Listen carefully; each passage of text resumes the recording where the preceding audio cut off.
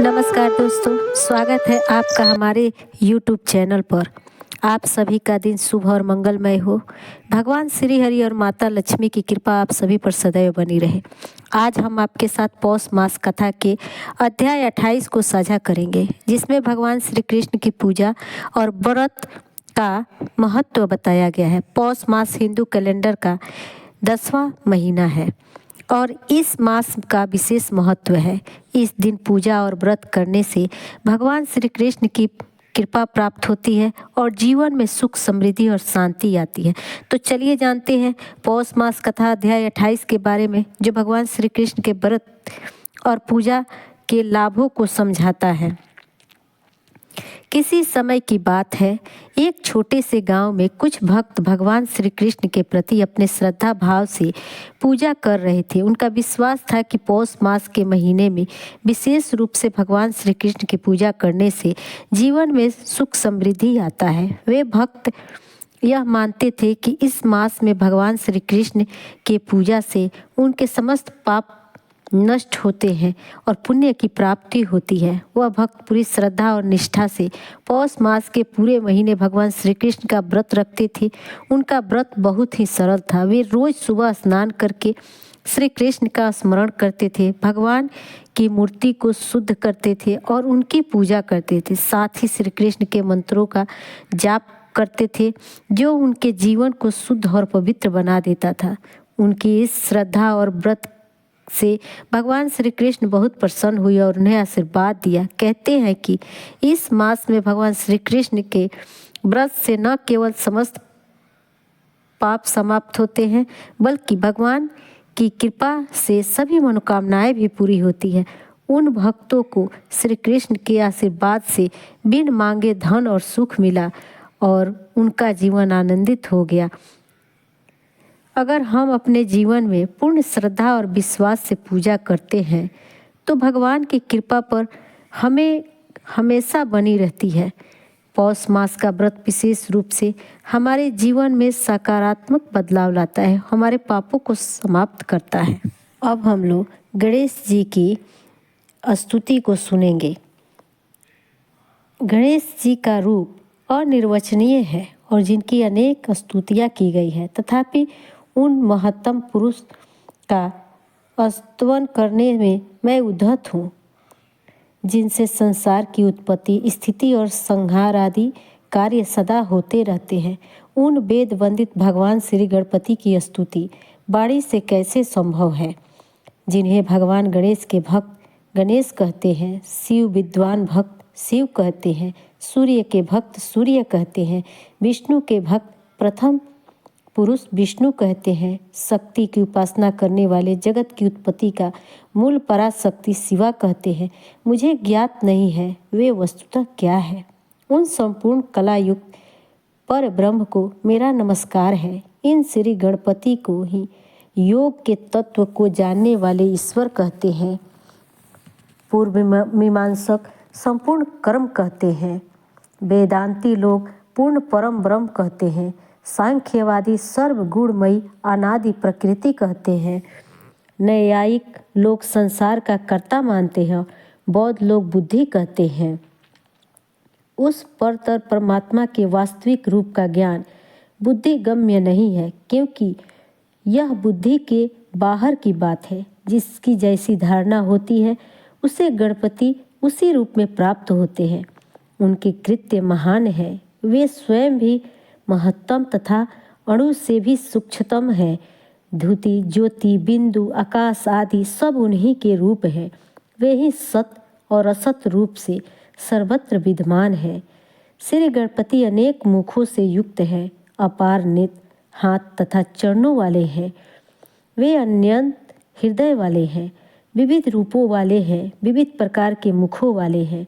उनके नामों का अंत नहीं है और न शक्ति का अंत है, क्योंकि नाना प्रकार के गुण और कर्मों का संपादन वे एक काल में करते हैं। अपने भक्तों को अनेक प्रकार के असंख्य अनंत मनोवांछित फल वे एक साथ प्रदान करते हैं। परमात्मा स्वरूप श्री गणेश जी का न आदि है, न अंत है और न मध्य है। वे सब कुछ करते हुए भी आकाश की तरह अलिप्त रहते हैं। वे स्मरण करने वाले भक्तों द्वारा सदा बंदित होकर उनके हृदयों में अंतर्यामी रूप से विराजमान रहते हैं तथा उनका कल्याण करते रहते हैं। सभी देवताओं के वंदनीय उन महान देव को मेरा नमस्कार है। हे गणेश, आपका मूल बीज मंत्र गम एकाक्षर है जो बिंदु, अंगादि और प्रणव के सहित अभीष्ट फल को प्रदान करता है। इस मंत्र के ऋषि गणक, छंद, निच्युत और देवता गणपति हैं। विपत्ति काल में बीजाक्षर सहित इस मंत्र ओम गणपतये नमः का जाप करने से भक्तों को शक्ति प्राप्त होती है। गकार हेरंब सगुण प्रकृति तत्व है और निर्गुण पुरुष तत्व भी है। एक होते हुए भी प्रकृति और पुरुष रूप में दो प्रकार से विभक्त हुआ। वह ब्रह्मा ही गण है। वे ही परमात्मा उत्पत्ति, स्थिति और प्रलय करने वाले हैं। वे गणपति ही आदि देव हैं जिनसे भूत, भविष्य और वर्तमान दोनों होते हैं। वे गणपति सबके पति तथा ईश हैं। गजमुखाकार गकंठ के ऊर्ध्व भाग में स्थित मृत्यु लोक सदृश है। नौकार जठराकार होकर कंठ के अधोभाग में स्थित है और सौकार कटी के अधोभाग में चरण बनकर स्थित है। इस प्रकार श्री गणपति का गणेश नाम भूर्भुवः तथा सुस्वरूप त्रिभुवन के समान सुशोभित हो रहा है। 3 वर्णों का जो यह गणेश ऐसा सुखद और सुंदर नाम है, वह मनुष्यों के द्वारा एक बार भी उच्च स्वर से उच्चारण किए जाने पर उन्हें पवित्र कर देता है। एक बार भी गणेश नाम का जप करने वाले का पुण्य फल नहीं जाना जा सकता है। तो उनके नाम की संपूर्ण महिमा कितनी है, इसे कौन जान सकता है। जिस भक्त की जिह्वा में गणेश ऐसा नाम उच्चारित होता है, संपूर्ण गण रूपा सृष्टि उसके सामने उसके मुख की ओर बार बार निहारती रहती है। इस नाम जप में स्वरूप ज्ञान कराने का ऐसा सामर्थ्य है जैसे किसी सोए हुए व्यक्ति को उसका नाम लेकर पुकारने पर हो जाता है। ब्रह्म रूप श्री गणपति संपूर्ण विश्व में व्याप्त है और संपूर्ण विश्व उनके गणपति में व्याप्त है। जहाँ मूर्तिमान श्री गणेश जी अधिष्ठित होते हैं, वहाँ नैसर्गिक धृति, मति और संपूर्ण समृद्धि विद्यमान रहती है। श्री गणेश जी का सम्यक रीति से उच्चारण किया हुआ एक भी नाम सभी मंगलों का दाता है एवं गणपति जी का एक बार दर्शन भी समस्त देवताओं के दर्शन के समान कल्याणकारी है।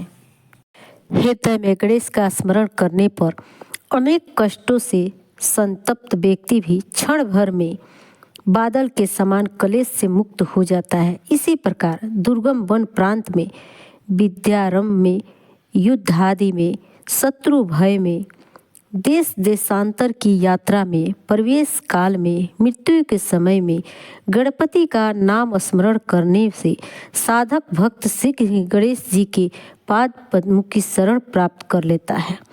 गणाध्यक्ष ज्येष्ठ, कपिल, अपर, मंगल निधि, दयालु, हेरंब, वरद, चिंतामणि, अज, वरानीश, श्रेष्ठ अनीश्वर, दुंडी, गजवदन, शिवसुत, मयूरेश, गौरी तनय, इन नामों का जो पाठ करता है उसका कल्याण होता है।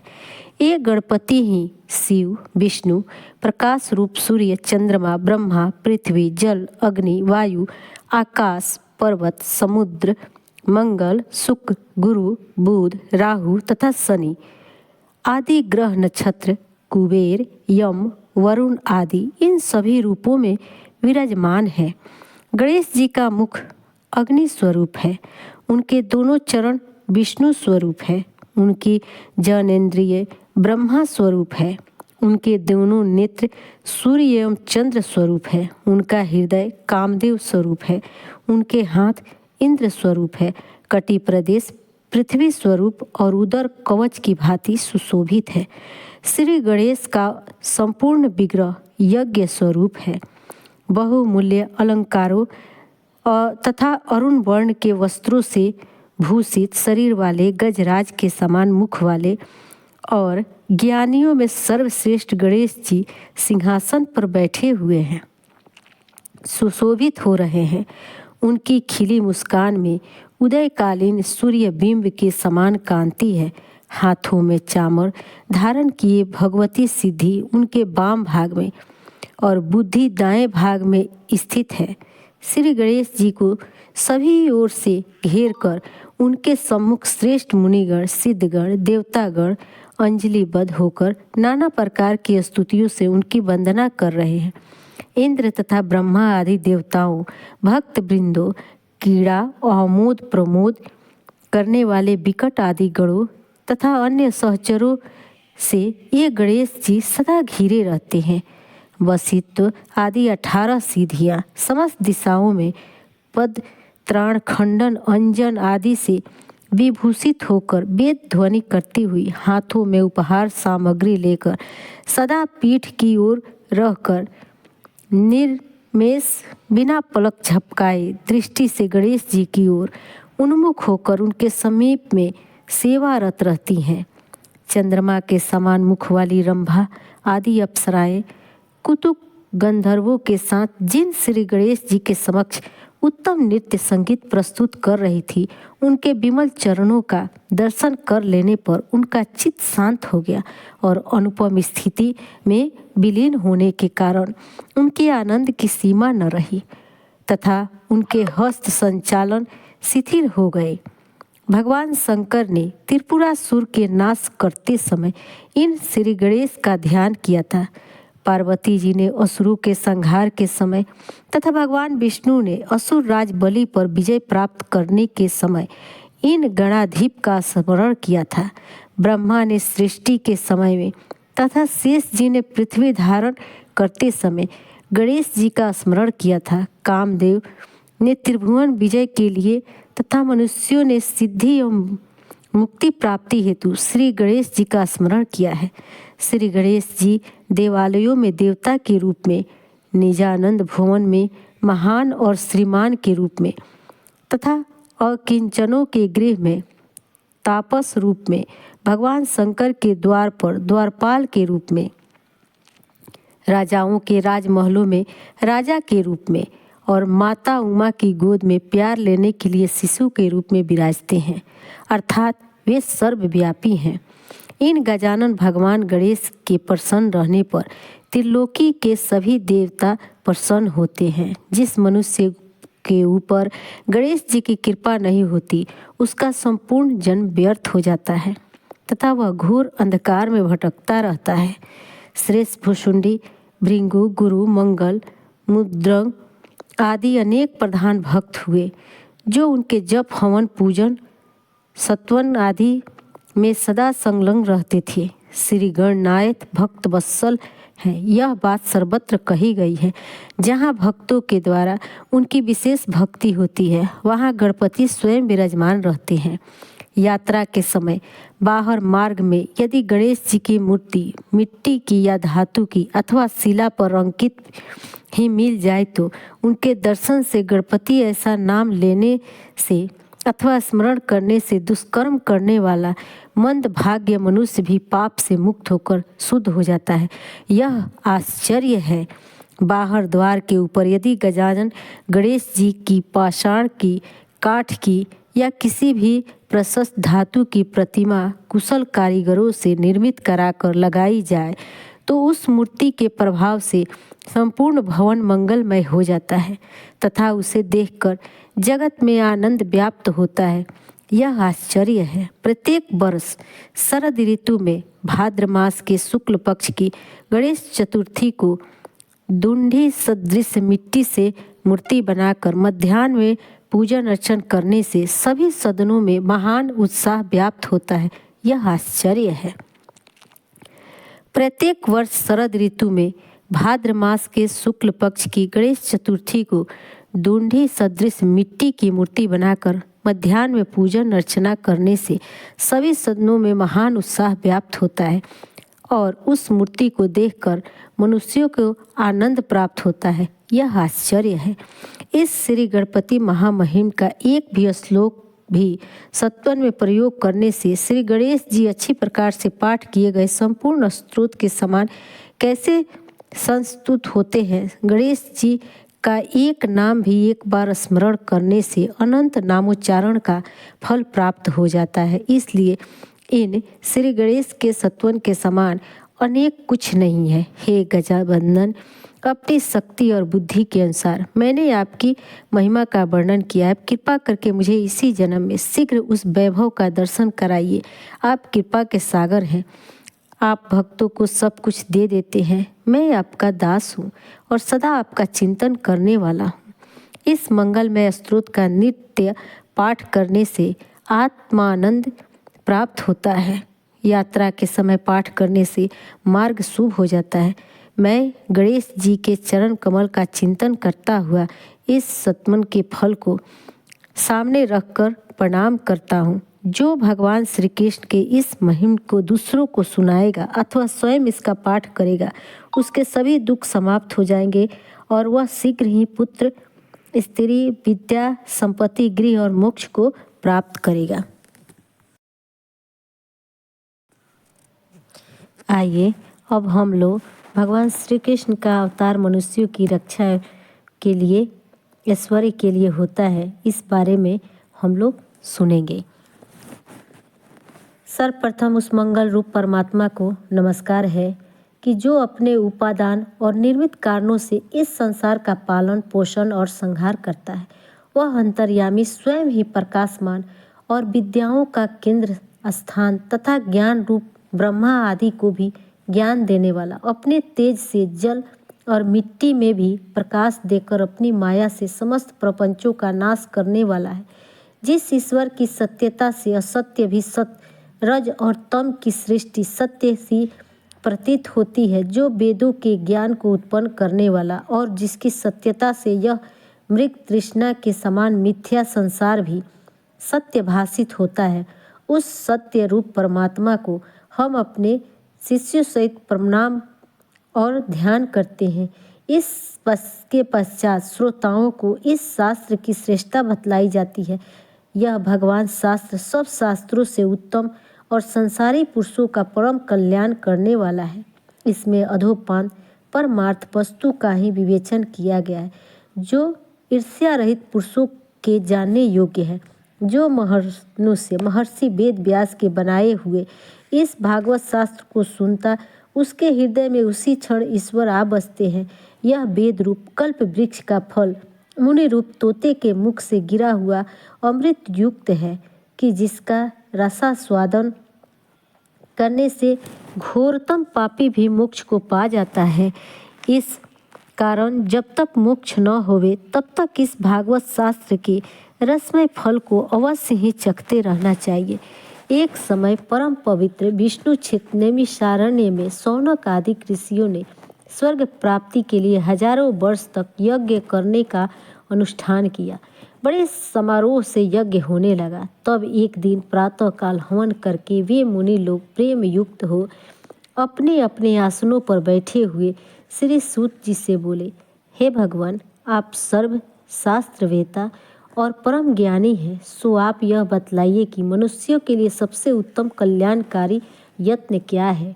उत्तम गुरु अपने प्रिय शिष्य को सब कुछ बतला देते हैं, अतएव आप भी हम लोगों को यह बतलावें। हे मुनीश्वर, इस कलयुग में मनुष्य प्रायः थोड़ी आयु वाले और आलसी होंगे। उनसे न कोई शुभ कर्म हो सकता है और न वे कष्ट साध्य कोई यज्ञ व्रत आदि ही कर सकते हैं। वे हतभाग्य, मंद बुद्धि और सर्वदा रोग आदि से पीड़ित रह प्रायः अशुभ चिंतन में ही रहा करेंगे। उनमें यह शक्ति नहीं होगी कि वे अनेक शास्त्रों को सुनकर तदनुसार आचरण करें, क्योंकि अधिक शास्त्रों को सुनने से अधिक कर्मों का अनुष्ठान करना पड़ेगा, जो उनके लिए सर्वथा असंभव है। अतः उनके कल्याण के लिए आप अपनी बुद्धि से निकालकर कोई सुगम उपाय हम लोगों को कहिए कि जिसे जानकर इस संबंध में सर्वदा के लिए हमारी चिंता दूर हो जाए। हे सूत जी, आपका कल्याण होवे। आप जानते हैं कि देवकी जी के गर्भ से श्री कृष्ण जी किस लिए उत्पन्न हुए थे? जो उस कारण को सुनने की हमारी बड़ी इच्छा है। यद्यपि हम जानते हैं कि श्री कृष्ण जी का अवतार मनुष्यों की रक्षा और ऐश्वर्य के लिए होता है, तथापि इस संबंध में जो निश्चित मत हो वह आप हम लोगों से कहिए। जहाँ तक हम सबको ज्ञात है कि श्री कृष्ण जी का नाम लेने से मनुष्य आवागमन से मुक्त हो जाता है। श्री कृष्ण जी के नाम से वह आवागमन डरता है। हे सौम्य सुत जी, गंगाजल तो क्रमशः ही मनुष्यों को पवित्र करती है, किंतु श्री कृष्ण जी के चरणों का आश्रय करने वाले शीघ्र ही शांति लाभ करते हैं तथा भला उन कलयुग नाशक श्री कृष्ण जी के उत्तम चरित्रों को कौन नहीं सुनना चाहेगा कि जो अपनी लीलाओं से उत्तम श्लोकों द्वारा सबके प्रशंसनीय एवं शिवाधिक मूर्तियों को धारण करने वाले हैं। हे मुने, जिनके उद्धार चरित्रों को नारदादि ऋषियों ने गाया, जो अपनी माया से लीला करने वाले साक्षात विष्णु रूप हैं, उनके मत्स्यादिक अवतारों को पुनीत कथा हम सबसे कहिए। श्री विष्णु जी के उन पवित्र चरित्रों को सुनते हुए तृप्त नहीं होते हैं, प्रत्युत वह प्रतिक्षण हम सबको अधिकाधिक स्वाद युक्त मालूम होता है, क्योंकि माया से मनुष्य रूपधारी गुप्त रूप होकर बलभद्र सहित श्री कृष्ण जी ने जो गोवर्धन आदि उठाकर अद्भुत कार्य किया है वह बड़ा ही मनोरंजक और अनुमानुषिक है। इसी कारण कलयुग को आया हुआ जानकर हम लोग बहुत दिनों के लिए यज्ञ का अनुष्ठान करके इस विष्णु क्षेत्र में आ बैठे हैं। तब ऐसे समय में हम लोगों के लिए श्री विष्णु जी की कथा का सुनना परम आवश्यक है। जैसे समुद्र के पार जाने के लिए कोई चतुर केवट मिल जाए, वैसे ही इस सत्वहारी और गंभीर संसार को पार करने के लिए विधाता ने आपको हम लोगों के पास भेज दिया है।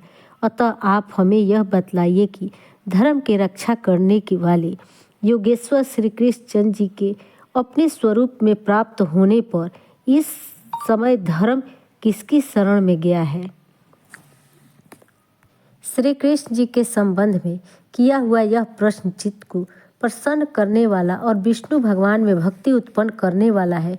जो इस प्रकार से श्री विष्णु भगवान में भक्ति करता है वह शीघ्र ही वैराग्य को उत्पन्न कर उपनिषदादि के ज्ञान प्राप्त कर लेता है। उत्तम कर्मों में कठिन से कठिन परिश्रम करके भी यदि विष्णु जी की कथा में प्रेम न उत्पन्न हुआ तो उसका जन्म लेना व्यर्थ है और उसने व्यर्थ ही परिश्रम किया। धर्म के फल को अर्थ मानना अनुचित है, क्योंकि धर्म उत्तम है और अर्थ निकृष्ट। इंद्रियों का प्रसन्न होना काम का फल नहीं है, किंतु जितने से जीविका चल सके उतने ही फल को अपने काम का फल जानना चाहिए। जीवन का उत्तम फल यही है कि मनुष्य तत्ववेता हुए। अद्वैत ज्ञान को ही तत्वज्ञानी लोग तत्व कहते हैं और उसी को उपनिषदों में ब्रह्म कहा गया है। उसी को स्मृतियाँ परमात्मा कहती है और पुराणवादी उसी को ईश्वर के नाम से संबोधित करते हैं। परंतु जो श्रद्धालु मुनिजन हैं वे अपने वेदांत आदि श्रवण ज्ञान की प्राप्ति से ज्ञान और वैराग्य सहित भक्ति बस उसी तत्व में अर्थात समस्त पदार्थों में एक परमात्मा का ही मान करते हैं। अपने वर्णाश्रम में धर्म के अनुसार धर्म पूर्वक किया हुआ धर्म का फल विष्णु का प्रसन्न होना है। अतः देवताओं के स्वामी विष्णु को सावधान मन से जपना और उनकी पवित्र लीलाओं को कहना और सुनना चाहिए। इस प्रकार ध्यान और पूजन करते हुए बड़े बड़े संकट कट जाते हैं। उनके ध्यान रूपी तलवार से युक्त विवेकी पुरुषों के लिए संसार में कुछ भी दुर्लभ नहीं है। तब भला ऐसा कौन है जो उन विष्णु जी की कथा में मन न लगावे? हे ब्राह्मणों, निष्पाप पुरुषों को तीर्थ सेवन तथा संतों की सेवा में धर्म में श्रद्धा होती है और श्रद्धा से विष्णु जी के चरित्रों को सुनने की इच्छा होती है तथा इस प्रकार विष्णु जी की कथा में उनका दृढ़ प्रेम हो जाता है। भगवान के तो इस प्रकार सुनते और पुण्य संचय करते उनके हृदय में श्री कृष्ण जी सर्वदा के लिए बस जाते हैं। फिर उन्हें काम आदि वासनाएं नहीं सताती। भागवत भक्ति एवं भागवत शास्त्र की सेवा में निष्पाप हो उत्तम यश वाले श्री विष्णु जी में अचल भक्ति प्राप्त कर लेते हैं, क्योंकि फिर उनके चित्त में रजोगुण और तमोगुण से उत्पन्न काम, क्रोध और लोभ आदि विचार नहीं रहते। वे सर्वदा सत्व गुण में स्थित होकर प्रसन्न रहते हैं। श्री विष्णु जी की भक्ति, विष्णु जी का ज्ञान मनुष्य को मुक्ति और प्रसन्नता देने वाला है। परमात्मा तो साक्षात्कार करना ही अहंकार का नाशक है। जब भगवान के दर्शन हो जाते हैं तब सभी प्रकार के संदेह और कर्म बंधों का नाश हो जाता है। इसी कारण विद्वान जन चित्त को प्रसन्न करने वाली श्री विष्णु जी की भक्ति को सर्वदा बड़े प्रेम से करते और सुनते तथा आचरण करते हैं। इससे आगे का वृत्तांत हम लोग अगले अध्याय में सुनेंगे। तो दोस्तों, पौष मास की कथा अध्याय 28 में हमें यह सिखाती है कि भगवान श्री कृष्ण की पूजा और व्रत हमारे जीवन को शुद्ध, सुखी और समृद्ध बना सकते हैं। अगर हम इस पवित्र मास में भगवान श्री कृष्ण की पूजा करते हैं तो वह हमें आशीर्वाद देते हैं और हमारे जीवन की सभी समस्याओं का समाधान करते हैं। अगर आपको यह कथा पसंद आई हो तो कृपया इस वीडियो को लाइक करें, हमारे चैनल को सब्सक्राइब करें और इस पवित्र कथा को अपने मित्रों और परिवार के साथ साझा करें। भगवान श्री कृष्ण की कृपा आपके जीवन पर बनी रहे। धन्यवाद। जय श्री कृष्णा। राधे राधे।